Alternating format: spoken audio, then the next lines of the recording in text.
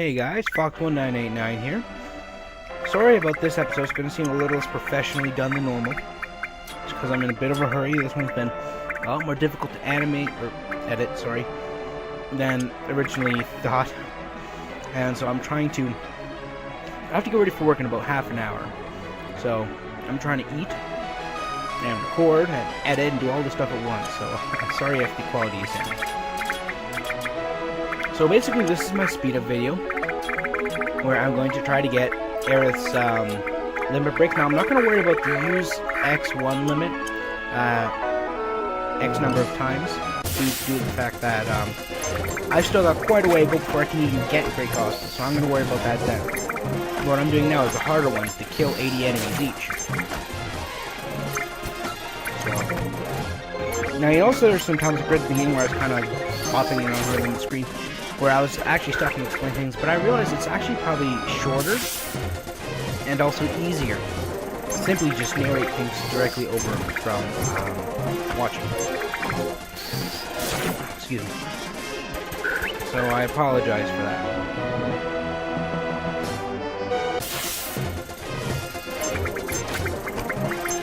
Now here I'm explaining about the Midgard zone, I believe. I don't know why it's just kind of sitting there.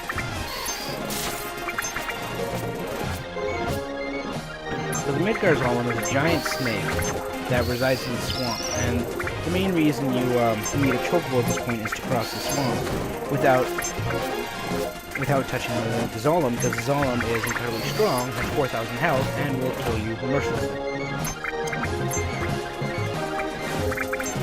Now, these little guys here, I end up running from them most of the time during the video, because they're extremely magic resistant, and magic is the main way Aerith is going to be doing her kills. Because her physical attacks are just too weak to consistently kill things fast.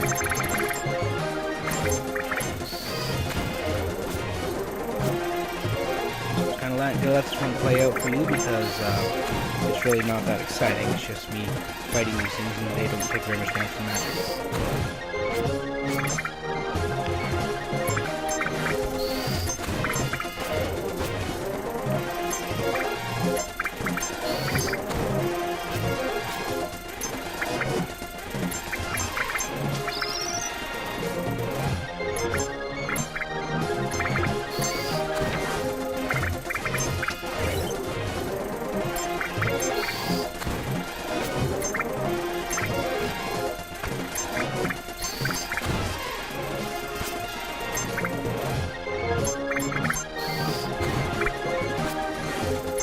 Sorry about that, as I said, I am trying to get down some light before I go. So here, you got the two options, you got Wark and you got War. So if you choose the second one, nothing much happens, but if you choose the first one like I did there, then what happens is you get a Chocomog summon material. It's the first summon material you can get. And that's what we're going to be using for most of our kills.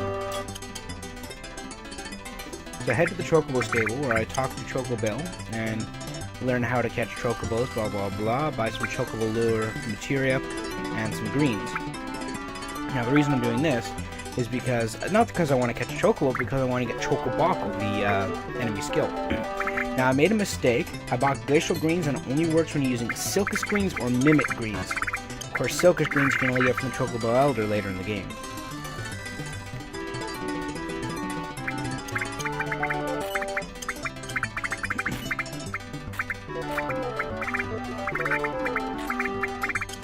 So the first thing I want to do is I want to find some moose, which are little squirrel-like things, that are going to give me an enemy skill called level 4 Suicide. And then what happens is I have to have a Chocobo that is a multiple level 4, and the ones that are with two of those little bird things, or two of the elephant things. And so once I find one, I have to give it Mimic Greens, so it's one I can get a hold of actually work. And then I have to use level 4 Suicide on it. So, it's confusing, but Chocoboko is honestly not that useful in a regular run, but it's absolutely godly in low level runs. Reason being is its strength is equal to the amount of times you run away. In the original Japanese version, it was the amount of times you run away times 5, but because this thing could easily become super powerful extremely in the game, they nerfed it in the English version. But still, for low level ones, you're going to be running away from almost every fight unless it's a boss fight, in which you have a very low magic cost that can do 9999 damage. Potentially. You have to run away a lot. But another useful thing is you can run away until you're at 1111 or 2222 runaways. And then, if you have a character with 9999, you can use the choke box on them to lower them from 9999 to 7777 and activate the lucky 7s. Which, as you know, is when your character gets in, I believe it's 60 or 70 some odd hits for 7777 damage each. And that's pretty much going to kill everything in the game in one go, with the exception of the weapons.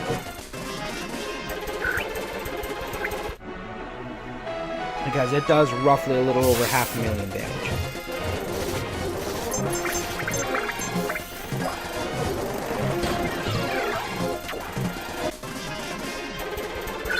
So as I said before, this video is mostly going to be Aerith getting kills, but I am doing a couple of things too, such as getting levels and learning a couple enemy skills.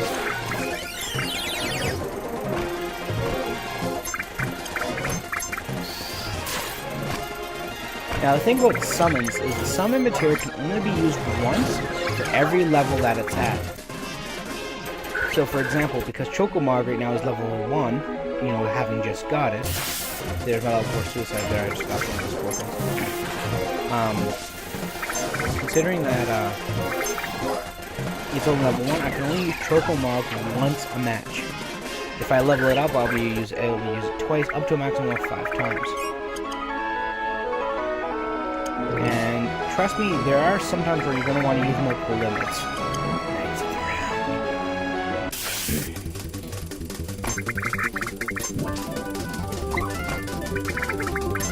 Due to the fact that things such as Emerald and Ruby have just so much freaking health that even Knights of the Round barely does like a tenth of it. And Knights of the Round is the single strongest summon in the game, easily able to do 100,000 to 200,000 damage. Because if it regularly does between 6,000 and 7,000 a hit for 13 hits. However, if you have it boosted, it's going to do pretty much 9999 a hit. And once again, for 13 hits. So it can do quite a bit of damage.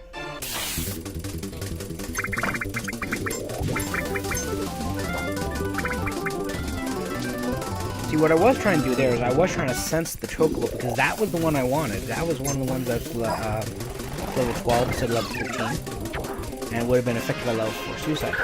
However, because the Gishul Greens were so low in my inventory, it took me too long to reach them, and the Chocobo had enough time to get scared and run away.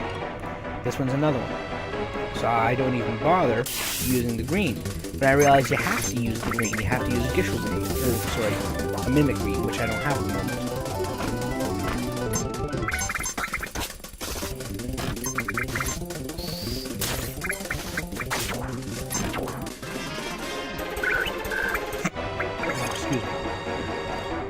I sense at level 13. Don't worry about it. As I said, the only ones that I found are actually level 12 are the ones that are with the elephants and the ones that are with the bird. No other combination will monsters in this area will give you a Chocobo susceptible to level 4 suicide.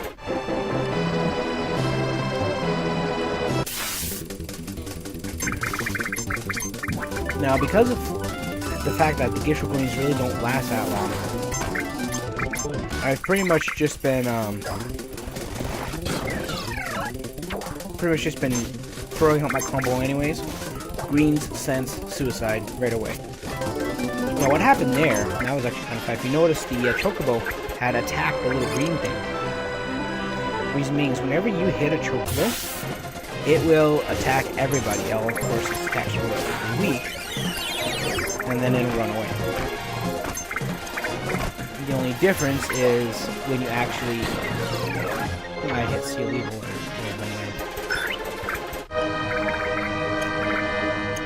That means I use Healing Wind X number of times. Now, when it comes to the Chocobuckle, on the other hand, if you actually hit a... Oh my god, you have a Chocobo. Didn't even use green. So what happens when you capture a Chocobo is you can run around all you want. You're never going to run into any enemy encounters. But if you get off, it runs away. Now, if you have a Chocobo stable, though, and that you own, then once you get off, it won't run away.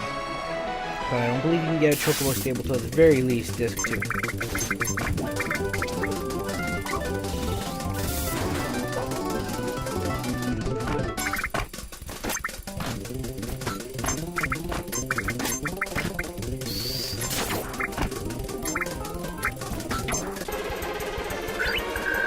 So what I did here is I had actually, quickly, I'd cut this out, but I went online and I double checked how to get Chocobuckle. That's where I learned it has to be the Mimic Greens. Now inside the house there is where you can actually get a inn for about 100 gold, which is relatively good. Once again, go try to find my Mimic Greens, Chocobo, skill level for Suicide. Baboom! Chocobuckle. Now, despite the fact that I missed Aerith, she actually still got the skill. And that is Fat Chocobo. That is the, I think it's like 1 in 10 chance of happening whenever you use Chocomob. I do believe it's slightly stronger. It seems to be anyways. But it has a lot less chance of actually happening.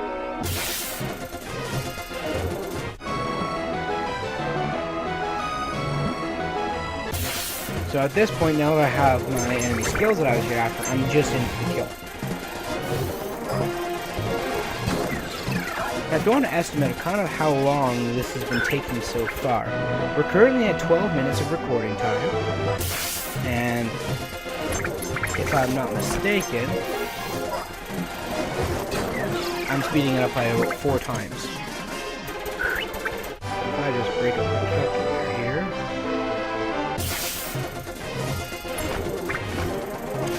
So we're going to go 13 minutes because we're just about 13 minutes. So 13 minutes, multiply that by 60 to get how many seconds that is. So that's 780 seconds. Multiply that by 4 is 3,120 seconds. Divide that by 60, turn it back into minutes. 52 minutes have gone by so far. The actual full recording time was close to... let me see, it was an hour and 50 minutes, I believe.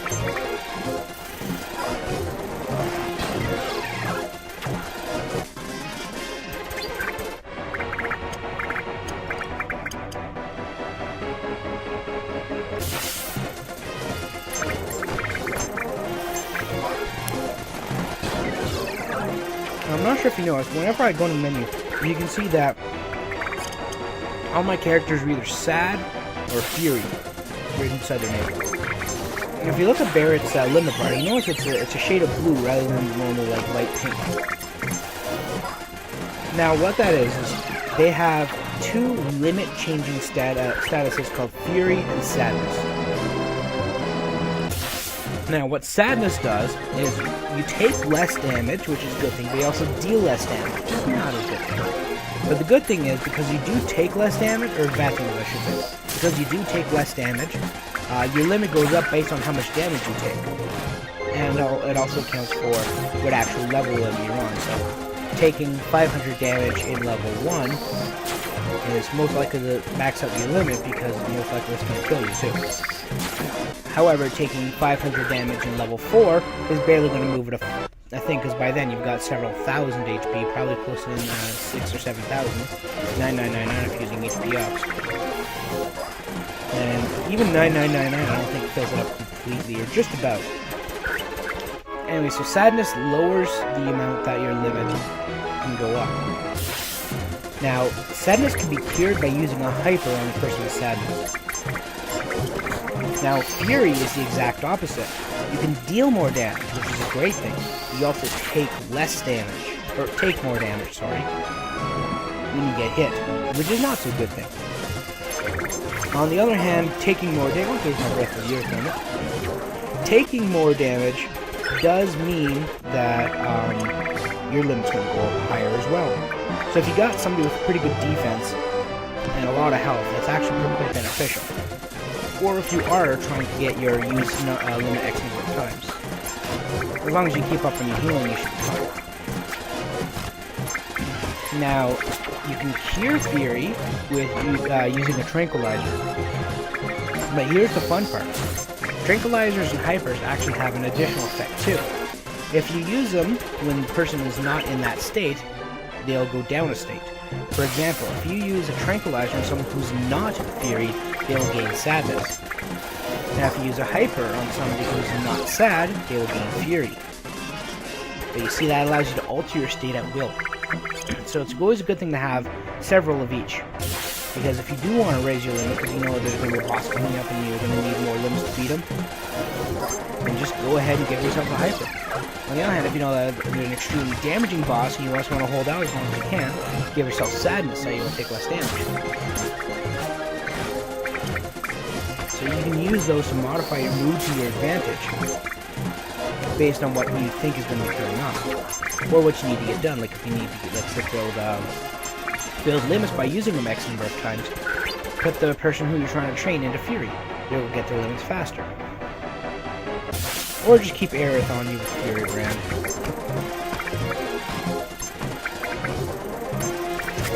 Her Fury brand, which is, I think the one you get for using Breath of the Earth X number of times,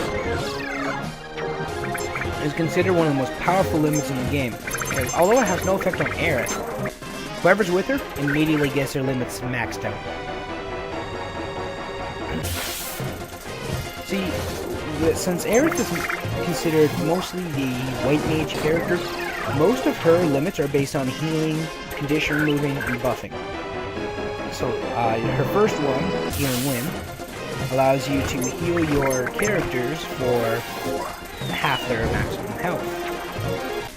The Seal Evil one, as I believe said, I know it silences, but I believe it also has the ability to inflict stop on anything that has the ability to be stopped. Breath of the Earth allows her to remove all conditions from all allies, and Fury Brand maxes out the limits of the other two characters. Planet Protector allows you to grant immunity to all of your characters for a short period of time, about 3 or 4 rounds, but they take no damage. You have Pulse of Life, which, as you can imagine, simply is a Pulse of Life. It heals all of your guys to full in MP and HP as far as I know. And I believe it'll also resurrect any dead... No, it won't resurrect dead people, but it will remove any static conditions such as poison, paralysis, petrify. I don't think paralysis is... Well, there's stop. There are things like petrify, numb, or slow numb, death sentence, any of that thing, darkness, it's all gone. And then her final limit, Great Gospel, is basically a combination of her third and fourth, fifth and sixth appearance, sorry. Not only does it completely heal all of your guys, it doesn't resurrect people from the dead, but not only does it completely heal all of your party, but it makes them invincible for about 5 turns, making it one of the absolutely most useful limits in the game. Chances are, though, most people, unless they actually attempt to get it, aren't going to.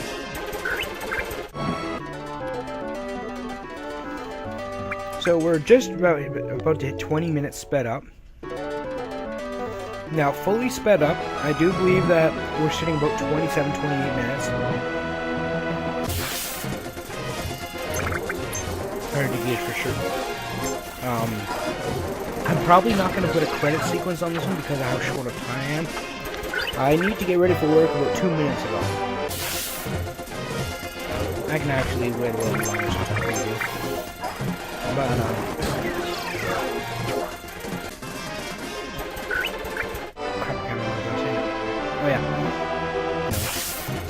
oh yeah, I'm not going to be putting a credit sequence on because I'm out of time, so I'm just going to mention right now that, as always, thank you guys for watching. You know, it's always nice to see you guys leave a comment on the video. You know, don't be afraid that if you feel I'm doing something wrong, just to tell me. You know, I don't want to see, hey, you suck, motherfucker, you suck. Like, you know, there's no proof of that, honestly.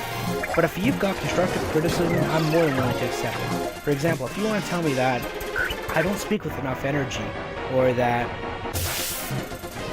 you know, the quality of my videos, the actual video quality, could probably be increased or something, I'll see what I can do to try to fix that for you. And as always, the game being featured here is Final Fantasy VII by Square Enix, although they were originally called Squaresoft at the time of the game coming out. The programs that I use for editing, I record with Raps. I record my personal audio, normally with Record Pad. It is a free trial software you can get from NCH Software.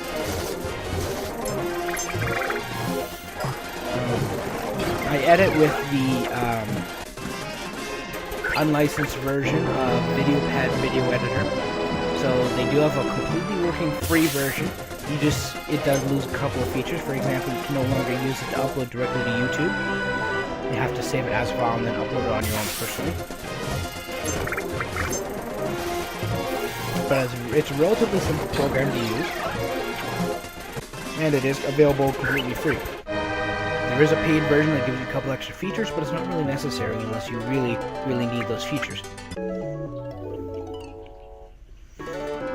I think, for example, the paid version gives you more audio and video tracks. I think you're limited to, 3 or 5 in the free version and unlimited in the original version. Like I said, you have the ability to upload directly to YouTube or other websites through the editor instead of having to actually log into YouTube and do it from there.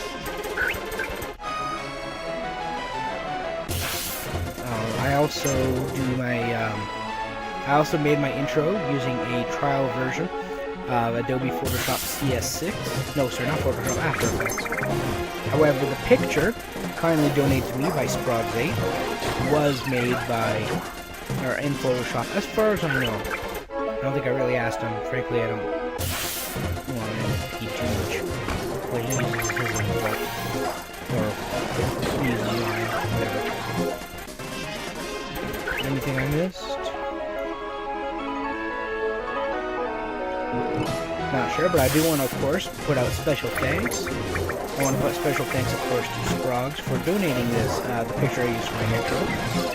I also want to, of course, give special thanks to Kevin MacLeod, who, of course, has his own website where he posts a crap ton of royalty-free music, meaning music that you can use without having to pay royalties to anyone. It's completely unlicensed, anybody can use it for any reason. For that, you know, it's good just to give him a shout out. And of course, you cannot put your own name on it. You can't use one of his songs and say, well, I made it. Of course, that's just flat out illegal. So, of course, the music I'm using by him is the Taker of the 8-Bit Synth, which I use for my outro, most videos. And, the music is really good, it's really diverse, you can check them out. I think it's incomptech.ca or something like that. Just Google Kevin MacLeod royalty free music or something. And it's MCLEOD. Not MacLeod as in, you know, clouds that float around. So check out his website, and special thanks to him for all of his royalty free music that he lets anybody use for whatever reason. Great guy. And of course, to you guys as the viewers, you know, a YouTube channel without any viewers is frankly has no reason to exist. So, you know, having videos uploaded, having people view them is, you know, it's nice. I like to see I like to know that people are entertained. My whole purpose in life, I find, is to help people. You know, if I can help people, you know, by giving them something to watch, for helping them to, you know, pass the time, my job is done. So I appreciate you guys coming here and watching my videos, and I appreciate those who leave comments as well. Because, you know, that's helps me improve, helps me get better at what I do. Well, looks like we're out of time. Thanks for watching. Thanks for listening. See you guys later.